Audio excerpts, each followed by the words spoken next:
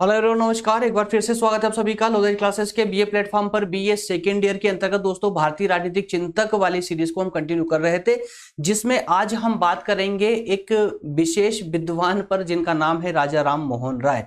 दोस्तों आधुनिक भारत में इनकी क्या देन रही है, इनके किस प्रकार के विचार रहे हैं, बेसिकली दोस्तों हम एक एक करके इनके सभी विचारों पर डिस्कस करने वाले हैं इसी सीरीज में। दोस्तों सबसे पहले हम बात करेंगे इनके सामाजिक विचारों पर, फिर राजनीतिक धर्म संबंधी विचार और स्वतंत्रता और समानता संबंधी विचार, लगभग की इनके से संबंधित कंप्लीट अध्ययन दोस्तों हम इस सेशन के माध्यम से करने वाले हैं। तो आइए दोस्तों शुरू करते हैं, अपना सेशन को आगे बढ़ाते हैं। आगे बढ़े उससे पहले मैं उन दोस्तों को बोल दूं जो पहली बार हमें फॉलो कर रहे हैं, दोस्तों ये सिर्फ बीए सेकेंड ईयर के लिए ही नहीं, अगर ये आपके सिलेबस में अगर फर्स्ट ईयर में है या थर्ड ईयर में भी अगर आपको पढ़ने को मिल रहा है, जिसमें आपको राजा राम मोहन राय के पूरे विस्तार से क्लास को कंप्लीट करना है, टॉपिक कंप्लीट करना है, तो आप निश्चित रूप से इस सेशन को फॉलो कर सकते हैं। इसके अलावा अन्य जो बीकॉम के या बीएससी के स्टूडेंट हैं या अन्य प्रतियोगी परीक्षाओं वाले स्टूडेंट भी इसको फॉलो करके और अपने सिलेबस के अकॉर्डिंग अपना टॉपिक कंप्लीट कर सकते हैं। आइए दोस्तों शुरू करते हैं अपना सेशन आज का। ओके, सेकेंड यूनिट दोस्तों आज से हमारी स्टार्ट हो चुकी है। सेकेंड यूनिट आज से स्टार्ट हो चुकी है, जिसमें सबसे पहले हमें बात करनी है राजा राम मोहन राय पर। ठीक है ना, राजा राम मोहन राय पर। इस प्रकार से यहाँ पर चार विद्वानों के नाम दिए गए हैं दोस्तों। चारों विद्वानों को हमें हालांकि थोड़ा सा डिटेल में इनको पढ़ना पड़ेगा। जैसे राजा राम मोहन राय पर लगभग 2 या 3 पार्ट इसमें आने वाले हैं। उसके बाद विवेकानंद जी, उसके बाद में तिलक साहब और अरविंद घोष। इस प्रकार से ये सेकेंड यूनिट के जो विद्वान हैं दोस्तों आधुनिक भारत के, ये बहुत इंपॉर्टेंट है। एग्जाम में कई बार आपके क्वेश्चन देखने को मिले हैं यहाँ से। ठीक है ना, तो आइए दोस्तों शुरू करते हैं अपना सेशन। और आज के सेशन से संबंधित कुछ महत्वपूर्ण जो प्रश्न है हो सकते हैं, उनको एक बार आप लोग जब डाउनलोड करेंगे पीडीएफ तो आराम से पढ़ लीजिएगा। इस क्वेश्चन को पढ़ने के बाद ही टॉपिक को स्टार्ट करेंगे तो ज्यादा बेहतर होगा। ठीक है ना, आइए शुरू करते हैं दोस्तों सेशन अपन आज का। शुरू करते हैं सेशन आज का। सबसे पहले हम देखेंगे इसकी व्याख्या को, किसकी, राजा राम मोहन राय की से संबंधित कुछ विचारों को हम जानने का प्रयास करते हैं। दोस्तों भारतीय चिंतन में, या कहें कि भारत में, इस भारतीय भूमि पर ऐसा कोई व्यक्ति नहीं होगा जो राजा राम मोहन राय के नाम से परिचित नहीं होगा, है ना। क्योंकि दोस्तों ये एक ऐसे विद्वान रहे हैं या एक ऐसी प्रतिभा रही है हमारे आधुनिक भारत की बात कर रहे हैं, तो आधुनिक भारत के ये एक ऐसे विद्वान रहे हैं जिन्होंने संभवतः ये पहले ही ऐसे विद्वान थे जिन्होंने खुलकर के उस समाज की जो रूढ़िवादियां थी, जो परंपराएं चल रही थी, जो कुरीतियां थी, उनका भरकस विरोध किया। ये पहले ऐसे व्यक्ति थे जिन्होंने समाज के सामने आकर समाज की बुराइयों को, मतलब समाज को उसका आईना दिखाया, है ना। और सिर्फ उनकी बुराइयों को स्पष्ट ही नहीं किया, बल्कि उन बुराइयों को सुधारने के भी उन्होंने अथक प्रयास किए। इन्हीं कारणों से दोस्तों समाज में सुधार हेतु, या कहें कि राजनीति के क्षेत्र में सुधार हेतु, या शिक्षा या धर्म संबंधी समस्याओं को समाप्त करने के लिए, स्त्रियों को उनके अधिकार दिलवाने के लिए, तो जो समाज में जो जाति प्रथा चल रही थी दोस्तों, जन्म पर आधारित जाति प्रथा का जो उस समय समावेश किया गया था समाज में, उसका विरोध को लेकर के, तो इन्होंने समाज के किसी भी पक्ष को नहीं छोड़ा, बल्कि इन्होंने समाज के प्रत्येक पक्ष पर अपने विचार प्रस्तुत किए। और जहां जहां पर समाज की कुरीतियां नजर आई, वहां पर उन्होंने अपने विचारों को रखा, उनका विरोध किया, उनकी आलोचना की, और साथ ही साथ में उन समस्याओं को समाप्त करने का भी उन्होंने प्रयास किया है। इसी कारण से दोस्तों आधुनिक भारत के एक प्रमुख राजनीतिक विचारक के रूप में हम राजा राम मोहन राय को पढ़ते हैं, है ना। तो आइए दोस्तों शुरू करते हैं इनका अध्ययन। ज्यादा समय ना जाए इसलिए डायरेक्टली हम स्लाइड पर ही मूव करेंगे।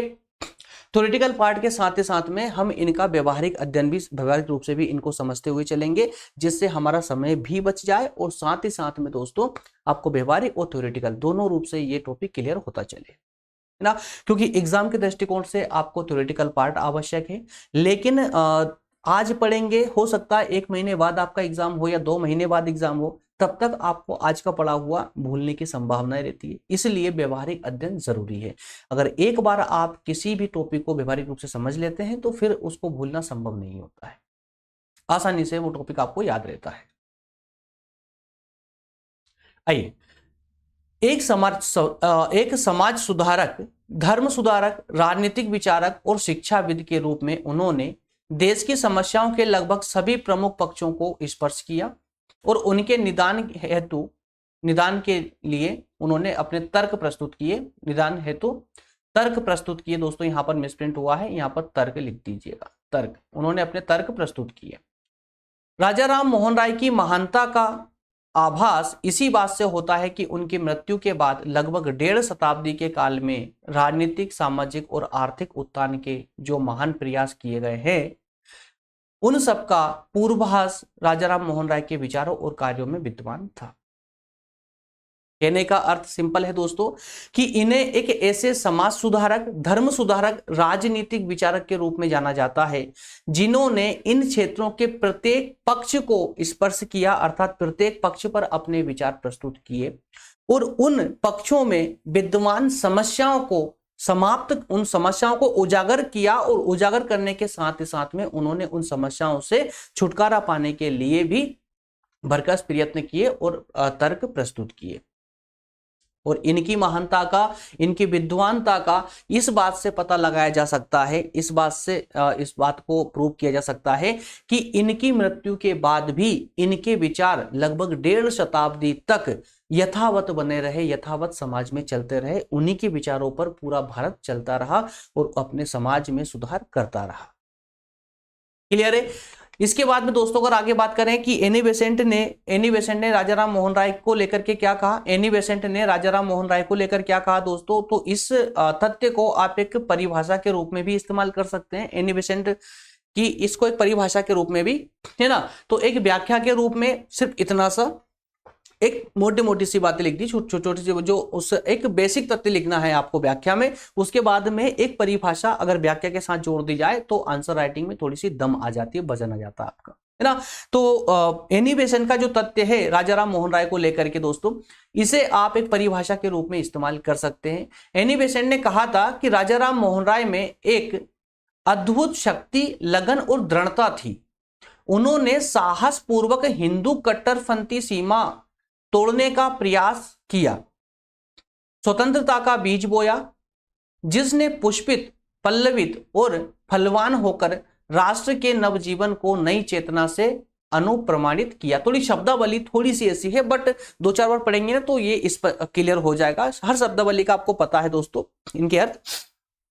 तो यहां पर कहने का, एनी बेसेंट ने कहने का प्रयास ये किया था कि ये एक ऐसे अद्भुत व्यक्ति थे जिन्होंने खुलकर के समाज के सामने आकर समाज की जो कट्टरपंथी थी, समाज का जो कट्टरपंथी वर्ग था, उस कट्टरपंथी वर्ग के विरोध के बाद भी इन्होंने उन कट्टरपंथियों का, या कहें कि उन अव्यवस्थाओं का विरोध किया। समाज में जो कुरीतियां थी उन कुरीतियों का विरोध किया, है ना। क्योंकि दोस्तों देखिए क्या होता है कि आज चाहे वर्तमान की बात करें, चाहे प्राचीन समय की बात करें, आप किसी भी समय की बात करेंगे तो आज एक व्यक्ति का कुछ व्यक्तियों से लड़ना आसान है ना, लेकिन समाज से लड़ना, अपने धर्म से लड़ना बहुत मुश्किल होता है। और यही कार्य राजा राम मोहन राय ने उस समय में किया था, है ना। समाज से लड़ना इतना आसान नहीं होता है। समाज की जो कट्टरपंथी धारणा थी उस समय, उस धारणा के विरोध में जाकर के लड़ना समाज में रहते हुए बहुत ही कठिन कार्य था, लेकिन फिर भी उन्होंने इसके विरोध में लड़ाई की। हालांकि कई समस्याओं का इनको सामना भी करना पड़ा था, लेकिन अंततः ये अपने उद्देश्यों में सफल भी हुए। क्लियर है? चलिए आगे बढ़ते हैं दोस्तों, आगे बढ़ते हैं। अब हम अपने मेन टॉपिक पर आते हैं। अब हम बात करेंगे राजा राम मोहन राय के मुख्य जो सामाजिक विचार थे, या समाज के लिए उन्होंने क्या क्या विचार अपने प्रस्तुत किए थे। क्लियर है? तो समाज को दिशा और गति देने वाले महापुरुष राजा राम मोहन राय उस वैचारिक क्रांति के सृष्टा थे। मतलब इनके कारण एक ऐसी विचारों की एक ऐसी क्रांति आई आधुनिक भारत में, जिसने आधुनिक भारत को जन्म दिया। मतलब ये हुआ कि राजा राम मोहन राय से पहले समाज की जो व्यवस्था थी वो पूरी सुप्त पड़ी हुई थी, है ना। और जो वास्तविक जो धारणा थी समाज की, या कहें कि हिंदू परंपरा की जो वास्तविक रूप से जो धारणाएं थी, उन धारणाओं को तोड़ मरोड़ कर उनका एक अस्तित्व ही बदल दिया गया था। कट्टरपंथियों के माध्यम से, है ना। तो वापस से हिंदू परंपरा को अपने वास्तविक रूप में लाने का इन्होंने भरकस प्रयास किया था और उसी प्रयास के दौरान ही, इनके प्रयास के कारण ही एक संपूर्ण भारत में एक वैचारिक क्रांति ने जन्म लिया, वैचारिक क्रांति ने जन्म लिया और इस प्रकार से संपूर्ण समाज जागृत हुआ, जिससे एक आधुनिक भारत का जन्म हुआ। आधुनिक भारत की जो धारणा है दोस्तों, ये राजा राम मोहन राय के प्रयासों के बाद से ही मानी जाती है। क्यों? देखिए, कोई भी युग जो होता है ना, कब समाप्त होता है या कब नया आता है? कोई भी युग का निर्माण कब होता है? जब पूरे देश में या पूरे विश्व में एक नए विचारों का संचार हो, है ना। तो राजा राम मोहन राय से पहले, इनके प्रयासों से पहले हम प्राचीन भारत में या मध्यकालीन भारत में ही पड़े हुए थे, लेकिन वास्तविक रूप से भारत में जो एक वैचारिक क्रांति आई, उसी वैचारिक क्रांति ने ही हमें एक आधुनिक भारत के दर्शन कराए। मतलब भारत ने आधुनिकता में कदम रख दिए थे। क्लियर है? धर्मगत, उन्होंने देखिए धर्मगत रूढ़ियों, अंधविश्वासों और कुरीतियों को समाप्त करने के लिए इन्होंने ब्रह्म समाज की स्थापना की थी। ब्रह्म समाज की स्थापना की थी और इस ब्रह्म समाज की इसके प्रयासों से ही, या कहें कि ब्रह्म समाज के विचार और कार्यों के माध्यम से ही भारतीय सामाजिक जीवन को एक नई दिशा प्रदान की, है ना। तो इन्होंने कुल मिलाकर किया क्या दोस्तों? किया क्या? समाज में, भारतीय समाज में जितनी भी रूढ़ियां थी, जितने भी अंधविश्वास थे या कुरीतियां थी, उन सबका इन्होंने विरोध किया, जमकर विरोध किया। विरोध करने के साथ ही साथ में उन्होंने जो है जो कमियां थी, समाज की जो रूढ़ियां थी, उनको समाप्त करने का भी भरकस प्रयास किया और उन्होंने तर्क भी दिए कि किस प्रकार से इनको समाप्त किया जा सकता है। और अपने समय में उन्होंने अपने समय में जो है ब्रिटिश सरकार के साथ मिलकर के भारतीय समाज में व्याप्त जो बुराइयां थी उनको भी समाप्त करने के प्रयास किए और काफी हद तक ये अपने प्रयासों में सफल भी हुए, है ना। अब दोस्तों कुछ 4 बिंदुओं के माध्यम से हम यहां पर ये देखेंगे कि उन्होंने समाज के लिए कौन कौन से प्रयास किए थे, कहां कहां पर क्या क्या उन्होंने किया, सर्वप्रथम कौन सा पक्ष उठाया, है ना।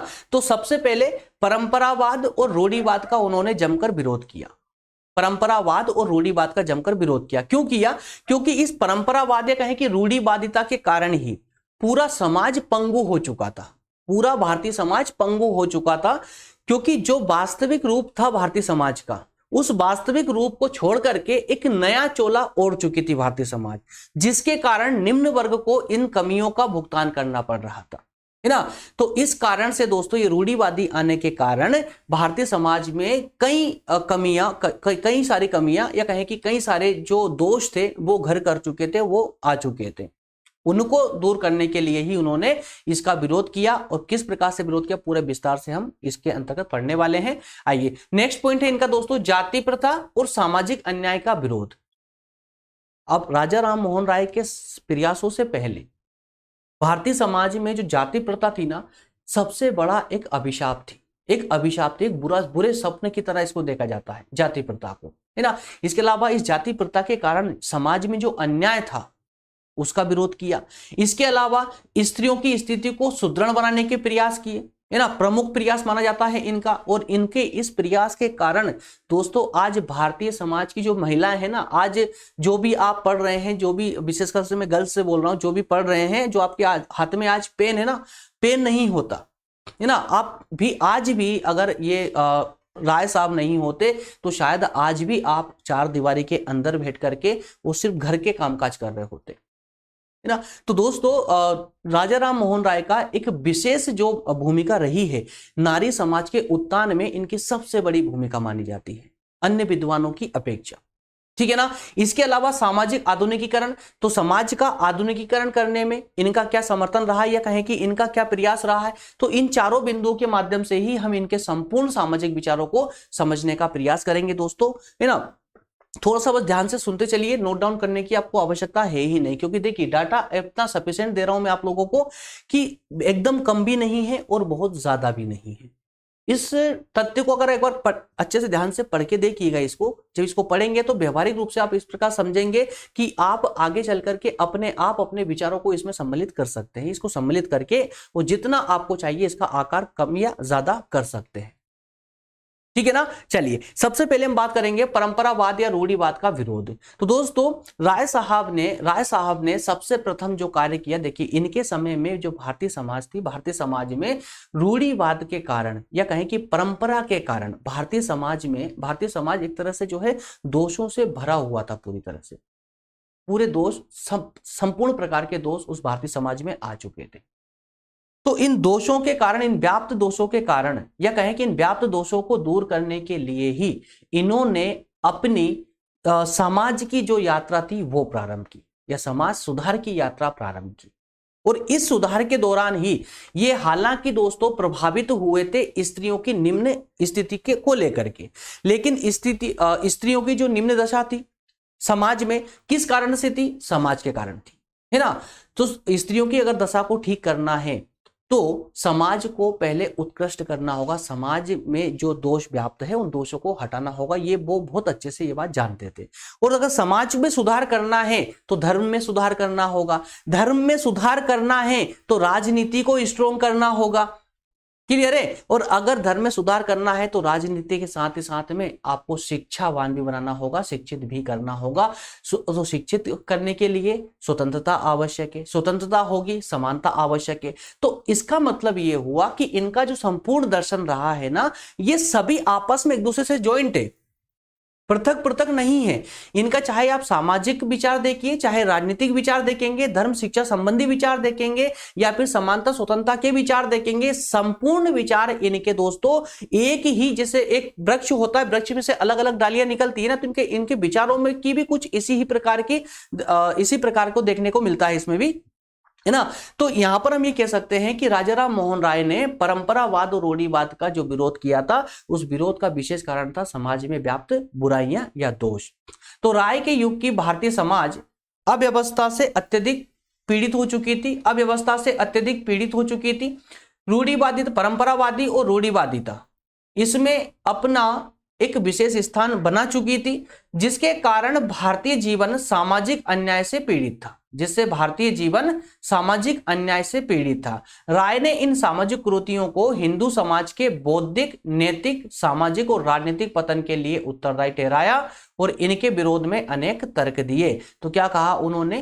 क्लियर है कि परंपरा और रूढ़िवाद के कारण समाज में कई प्रकार की बुराइयां आ रही है, जिससे समाज के निम्न वर्गों के साथ में समाज में अन्याय हो रहा है। तो इससे छुटकारा पाने के लिए उन्होंने कई प्रकार के तर्क प्रस्तुत भी किए हैं। क्लियर है दोस्तों। चलिए नेक्स्ट पॉइंट है हमारा जाति प्रथा एवं सामाजिक अन्याय का विरोध। तो इन्होंने भारतीय समाज में व्याप्त या विशेषकर हिंदू समाज में व्याप्त जो जाति समाज में जो दोष थे, जो रूढ़ियां थी या कहें कि जो कुरीतियां थी, उनको समाप्त करने का प्रयास किया। और इसके साथ ही साथ में उन्होंने देखा कि समाज में जो अन्याय हो रहा है, उस अन्याय का विशेष कारण है जाति प्रथा, उस समय की जाति प्रथा। और उस समय जाति प्रथा को लेकर के एक ऐसी धारणा बन चुकी थी कि जो समाज में जो 4 वर्ग होते हैं, ब्राह्मण, वैश्य, शूद्र, ब्राह्मण, क्षत्रिय, वैश्य और शूद्र, ये चारों वर्ग जो है जन्म से आधारित होते हैं, ऐसी धारणा बन चुकी थी। जबकि अगर हम अपने वेदों को पढ़ते हैं, प्राचीन भारतीय दर्शन करते हैं, तो प्राचीन भारत में भी दोस्तों ऋग्वेदिक काल में भी हमें देखने को मिलता है कि जो चारों वर्ग था या जाति व्यवस्था जो थी हमारी, वो जन्म पर आधारित नहीं थी, बल्कि कर्म पर आधारित थी। जो व्यक्ति जैसा कार्य करेगा वैसे वर्ग में चला जाएगा। लेकिन इसने आधुनिक भारत तक आते आते इसने अपने जन्म आधारित ये व्यवस्था जो थी, जाति व्यवस्था, जन्म पर आधारित हो चुकी थी। कि जन्म पर आधारित होने के कारण ही इसमें विशेष रूप से दोष आए, जाति व्यवस्था के कारण, ठीक है ना। तो जाति व्यवस्था में जो सबसे निचला वर्ग था, शूद्र वर्ग, उसके साथ समाज में कई प्रकार के अन्याय होते थे। उसे कभी भी किसी प्रकार का सम्मान नहीं मिला, किसी भी प्रकार से अपना विशेष स्थान नहीं मिला समाज में। उन्हें हमेशा, शूद्रों को हमेशा उस समय में जो है पशुओं के समान समझा जाता था, ठीक है। तो इस बात के विरोध में राय साहब जो थे, इस बात का इन्होंने विरोध किया जाति प्रथा का। और उन्होंने ऐसे प्रथम व्यक्ति थे, ये आधुनिक भारत में ऐसे प्रथम व्यक्ति थे जिन्होंने धर्म शास्त्रों को फिर से खोला उनके सामने। किनके सामने? जो इसके धर्म के ठेकेदार थे ना, जो जाति व्यवस्था को जन्म पर आधारित मानते थे, है ना, उनको फिर से जगाया। कि जो जाति व्यवस्था है ये धर्म पर आधारित नहीं है, बल्कि जन्म पर आधारित नहीं है, माफ कीजिएगा बोलना थोड़ा सा मिस हो रहा है ना, जन्म पर आधारित ना होकर के ये कर्म पर आधारित है। और इस बात को उन्होंने प्रूव किया अपने धर्मशास्त्रों के आधार पर, धर्मशास्त्रों के आधार पर उन्होंने सिद्ध करने का भी प्रयास किया, जिसके आधार पर दोस्तों, जिसके आधार, देखिए धर्मशास्त्रों के आधार पर यह सिद्ध किया कि जन्म पर आधारित जाति व्यवस्था हिंदू धर्म का अंग नहीं है ना। राय ने जन्म पर आधारित जाति व्यवस्था की आलोचना की और बताया कि जाति जन्म से नहीं बल्कि कर्म से मानी जानी चाहिए, और हमारे वेदों में भी यही वर्णित था। लेकिन आगे चलकर अपनी आवश्यकताओं के अनुसार जो प्रभावशाली लोग थे उनके हिसाब से उस जाति व्यवस्था को मोड़ दिया गया, और संभवतः यह होता ही आया था और होता भी है ना। संपूर्ण जो व्यवस्थाएं बनी गई हुई है उन व्यवस्थाओं को अपने अपने जो शक्तिशाली व्यक्ति होता है वो अपने हिसाब से उसको मोड़ लेता है। क्लियर है? तो इस प्रकार से उन्होंने जाति प्रथा का भरकस विरोध किया और समाज में जो अन्याय था उस अन्याय को समाप्त करने का भी प्रयास किया। नेक्स्ट है नारी की सामाजिक स्थिति के संबंध में विचार। तो दोस्तों ये राजा राम मोहन राय सामाजिक जो इनके विचार रहे हैं उन विचारों में सबसे ज्यादा जो प्रसिद्ध है ये नारी से संबंधित विचारों को लेकर के विशेष रूप से है। नारी को इनके समय में किसी भी स्त्री को समाज में उस समय इस प्रकार कोई विशेष स्थान प्राप्त नहीं था, या विशेष कोई अधिकार प्राप्त थे, और विभिन्न प्रकार की रूढ़ियां इनके गले में बांध दी गई थी, टांग दी गई थी। इनको मजबूर कर दिया गया था विभिन्न रीति रिवाजों को पूरा करने के लिए, है ना। इनके लिए उस समय में अर्थात स्त्रियों के लिए सिर्फ और सिर्फ दायित्व थे, अधिकार इनको किसी भी प्रकार का नहीं दिया गया था। तो आधुनिक भारत के इतिहास में राय साहब ही पहले व्यक्ति थे जिन्होंने नारी की सामाजिक दुर्व्यवस्था की न केवल आलोचना की बल्कि उस सामाजिक स्थिति को सुधारने के भी उन्होंने लगातार प्रयास किए। संभवतः आपको याद होगा दोस्तों, सती प्रथा जैसी जो कुप्रथा थी, जो पति की चिता पर बिठाकर जिंदा पत्नी को जला दिया जाता था, ऐसी कुप्रथा को समाप्त करने का जो प्रथम कार्य किया था दोस्तों, वो राजा राम मोहन राय ने ही किया था। तो राय ने अपने युग की मान्यताओं का विरोध किया और स्त्रियों को पुरुषों के समान, राय साहब ने उन सभी मान्यताओं को विरोध किया, अपने समय की उन सभी मान्यताओं का विरोध किया जो मान्यताएं स्त्रियों को पुरुषों के समान नहीं मानती थी, जो मान्यताएं स्त्रियों को पुरुषों के समान नहीं मानती थी और कहती थी कि स्त्रियां पुरुषों से बौद्धिक रूप से, मानसिक रूप से या चारित्रिक रूप से निम्न होती है, कमजोर होती है। तो इन सभी मान्यताओं का इन्होंने डटकर विरोध किया और धर्मशास्त्रों के आधार पर सिद्ध किया कि ऐसा नहीं है। प्राचीन भारत में देखिए तो स्त्रियां प्रमुख रूप से विद्वान भी रही है ना, और प्रमुख रूप से प्रमुख स्थानों को प्राप्त भी रही है। उन्होंने समाज में स्त्रियों की स्थिति निम्न बनाने वाली जो परंपराएं थी, जैसे सती प्रथा, पर्दा प्रथा, है ना, पति की संपत्ति में स्त्री का अधिकार का अभाव, स्त्री शिक्षा का अभाव, बाल विवाह, बहु पत्नी विवाह प्रथा, विधवाओं का पुनर्विवाह का अधिकार ना होना, इन सब का जमकर इन्होंने विरोध किया और हर संभव प्रयास किया जिससे नारी के सामाजिक स्थिति में सुधार आ सके। क्लियर है? नेक्स्ट पॉइंट होगा दोस्तों सामाजिक आधुनिकीकरण का समर्थन। सामाजिक आधुनिकीकरण का समर्थन, सामाजिक आधुनिकीकरण का मतलब क्या हुआ? भारतीय समाज में आधुनिकीकरण लाने का प्रयास। अब देखिए यहां पर हर एक पक्ष में उन्होंने, समाज के हर एक पक्ष में इन्होंने हस्तक्षेप किया है। जहां जहां इनको दोष दिखे, बुराइयां दिखी समाज में, उस हर एक पक्ष में आपको इनका इंटरफेयर देखने को मिलेगा, हस्तक्षेप देखने को मिलेगा। अब ये चाहते थे कि समाज की जो अव्यवस्थाएं थी, जो दोष थे, उनको तो दूर कर दिया गया है, लेकिन अब समाज को आगे भी बढ़ाना है, समाज का विकास भी करना है। तो समाज का विकास करने के लिए आधुनिकीकरण लाना जरूरी है, इसलिए तो इनको आधुनिक भारत के पिता के रूप में माना जाता है ना। आधुनिक भारत के पिता किसको कहते हैं? राजा राम मोहन राय को ही। क्यों? क्योंकि इनके समय से ही भारत ने आधुनिकीकरण, भारत में आधुनिकीकरण आया था, है ना। तो राय साहब जो थे दोस्तों, ये यूरोपीय राज्यों का जो उत्थान हुआ था उनके समय में जो यूरोपीय राज्यों का जो उत्थान हो रहा था, जो उनका विकास हो रहा था, जो वो आधुनिक बनते जा रहे थे, उनसे वो बहुत ज्यादा प्रभावित थे और वे अपने अध्ययन और अनुभव के आधार पर ये मानते थे कि बिना सामाजिक आधुनिकीकरण के, मतलब समाज का आधुनिकीकरण किए बिना कोई भी राष्ट्र विकास नहीं कर सकता। राष्ट्र चाहे आर्थिक रूप से कितना भी शक्तिशाली हो जाए, राजनीतिक रूप से कितना भी शक्तिशाली हो जाए, धार्मिक रूप से कितना भी शक्तिशाली हो जाए, लेकिन जब तक राष्ट्र सामाजिक रूप से निर्बल रहेगा तब तक वो अपना विकास नहीं कर सकता। तो राय साहब जो थे ये आधुनिक आधारों पर भारतीय समाज का पुनर्गठन करना चाहते थे। वो चाहते थे कि भारत का या भारतीय समाज का पुनर्गठन हो आधुनिक आधारों पर। इस दृष्टि से उन्होंने धार्मिक सहिष्णुता, सामाजिक न्याय, व्यक्ति की स्वतंत्रता, आधुनिक शिक्षा पद्धति और सामाजिक व आर्थिक सुधार आदि विचारों पर उन्होंने अच्छे से अपना प्रयत्न किया और इन पर बल दिया है।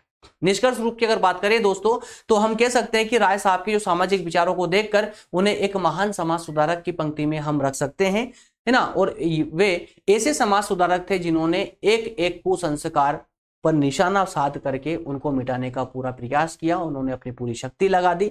उन्होंने स्त्रियों को अपने अधिकार दिलाने और उनकी शिक्षा के लिए अथक प्रयत्न किए हैं, क्योंकि उसके समय में स्त्रियों की जो स्थिति थी, शिक्षा के अधिकार तो उनको बिल्कुल भी प्राप्त नहीं थे। साथ ही साथ में कई प्रकार की रूढ़ियां उनके साथ जुड़ी हुई थी, कई प्रकार की परंपराओं का उनको पालन करना होता था, अधिकार किसी प्रकार का कुछ था नहीं। वे एक ऐसे व्यक्ति थे जो लोगों में नैतिक उत्थान और धार्मिक विकास करके समाज को उन्नति की ओर अग्रसर करना चाहते थे।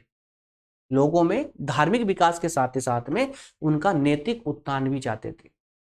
क्लियर है दोस्तों। तो इस प्रकार से हमने आज के सेशन में राजा राम मोहन राय के समाज संबंधी विचारों को समझने का प्रयास किया है।